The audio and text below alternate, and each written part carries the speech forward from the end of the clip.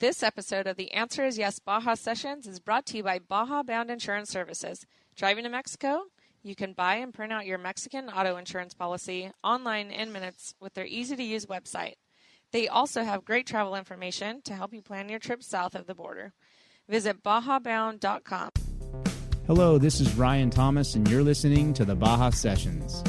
Over the last 3 decades, I've lived, worked, and played from the top to the tip of the majestic peninsula of Baja California. And because of this, I've met some incredibly interesting people with equally interesting stories. And today on the Baja Sessions, we're going to chat with one of them. Casey Mears, I'm stoked to have you on the Baja Sessions. How you doing today? This Halloween day, actually. Well, this is a cool experience for me. I mean, I've known your dad since I was a kid. The fact that he drove Cheneth cars back in the 80s, or maybe even further back than that. There's a long connection between our two families, and we've recently got to spend some time together down in Baja running the Nora 1000 race together, and that was a great time. But I just thought it would be a really cool experience to get you on this show here and talk a little bit about your background and how you ended up where you are today as a professional, and then the cool fact that you're actually entered in and going to be competing in for the first time the Baja 1000 in a couple of weeks. So just to kind of start off from the beginning, and I think some listeners will know this, your dad is none other than Roger Mears, who was on this show several months ago, and we talked about him living in Baja. Roger's I guess we could call him, a famous off-road racer with multiple wins in multiple classes and made a career out of it. As a kid growing up, was driving race cars what you knew you were always going to do? You know, I think growing up in a racing family, I didn't really think about career or what the possibility was until I probably got to about 13, 14 years old. I started flirting with, wow, could this be something that I could do for a living? But prior to that, in my dad's, I guess, later years of racing, I was, racing four-wheelers, racing go-karts, racing three-wheelers, and it was all just fun. It's what our family did. I didn't really know any different. And, I didn't even start dabbling in football until I think I was in junior high. I didn't even realize that it was on TV because we just raced. That's what we did,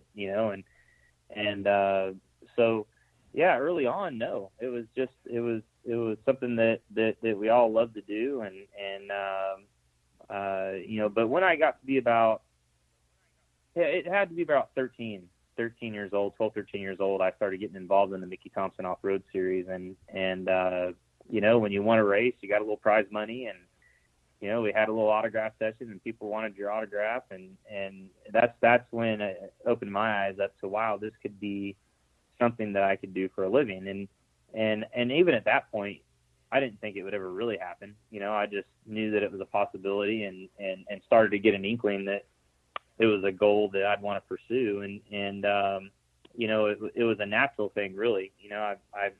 My dad was, fortunate to be involved in the sport.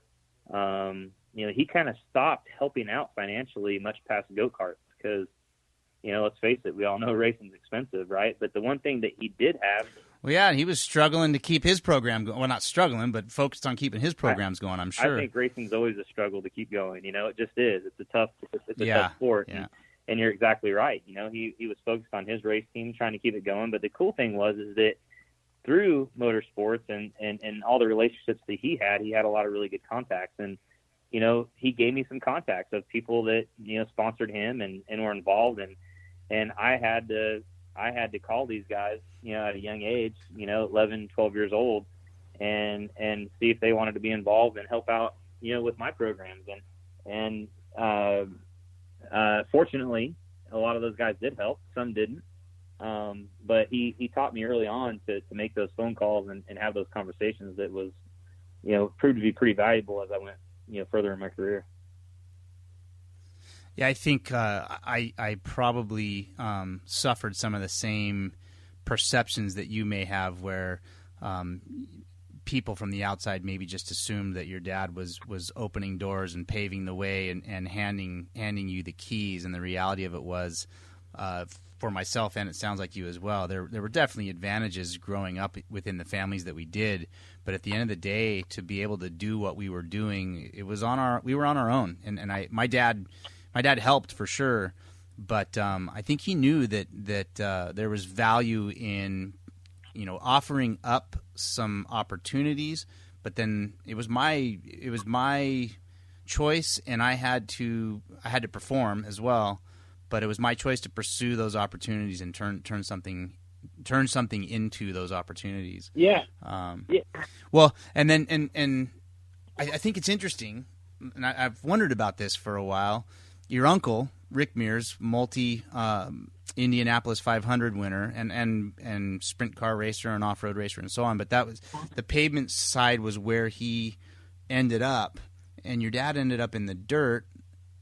How did you make that choice, or why did you make that choice? Really it was as opportunities presented themselves. I think as you're going up through the ladder and you're winning races and you're making contacts and you're talking to people, one thing that I was fortunate to do was being in the racing world and being able to tap into the INDYCAR open wheel side of things as well. Through Rick, I was able to make some contacts. We randomly got a really good opportunity at a young age. I was actually 12, 13 when I first got an opportunity to get into a Formula Mazda car with the Russell Racing School. And I did that same school. Yeah, my uncle worked out something with them for my cousin and I to go do the school. And we were able to work out a relationship with those guys. And at the end of the day, here's where, being the part of a racing family was very beneficial, right? We went and did the school, and that was something that we just kind of worked out so that we could get some seat time. But really what happened was, the Russell Racing School noticed that when we were there, people liked chatting with me and my cousin Clint, because of my dad and my uncle's background and our history. And, so we really made an agreement with them to, run their series.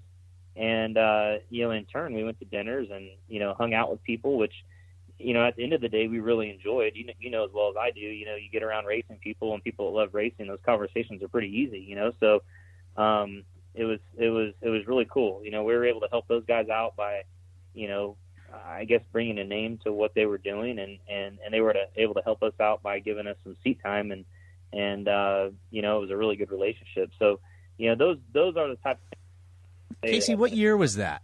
When was that? Gosh, I'm 41 now, and I want to say I started doing that stuff when I was about 13, 14 years old, pretty early. So I want to say in the 92-ish, something in that range. Yeah.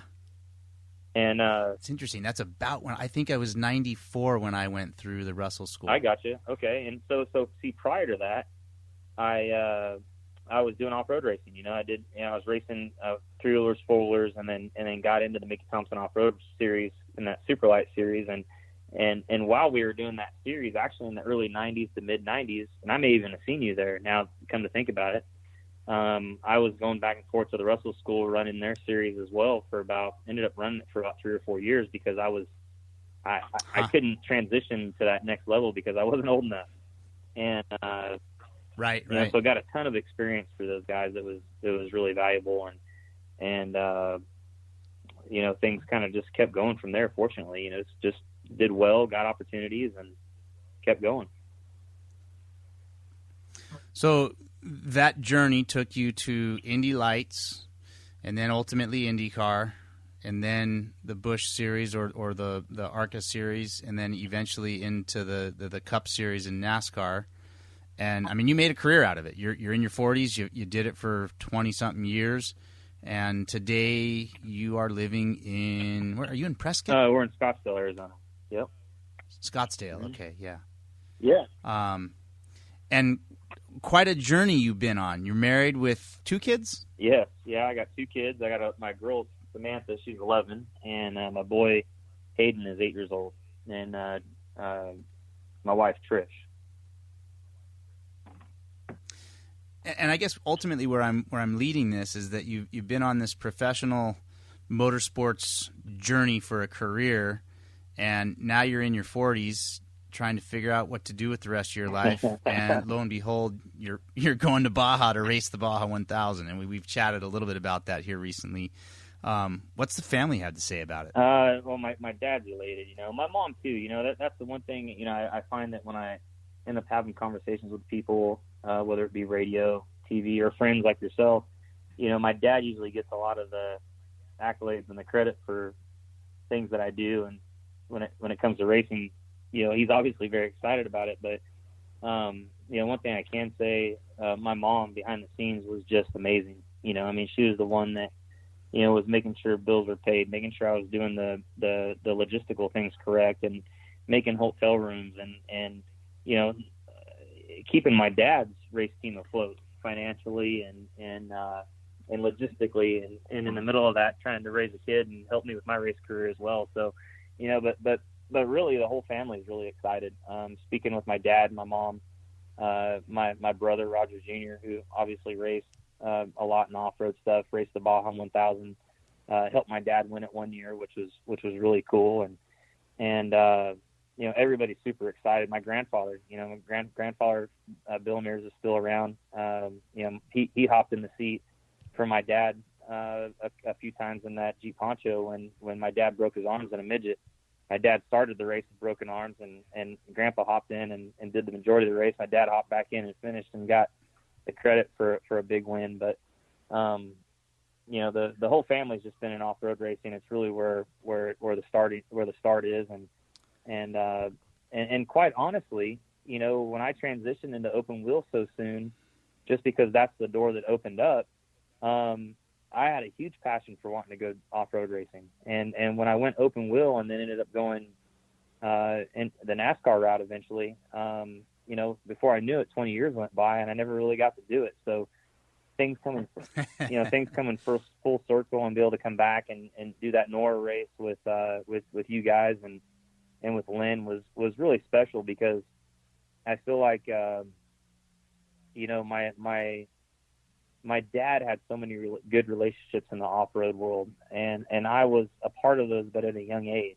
So it's really neat to come back into this circle, to do the Mint 400, to do the NORA 1000, and now be teamed up with Geyser Brothers to go do this trophy truck for the Baja 1000 is huge, because it's like connecting all the dots, getting ring guys like You've you. gone full circle. It really has, to have a conversation with you now, it's so cool to know that you had a relationship with my dad way back when, and just connecting all those dots is a lot of fun, and that's one thing I really. So I'm gonna connect a couple other dots for you here. You're racing with Doug Fortin, right?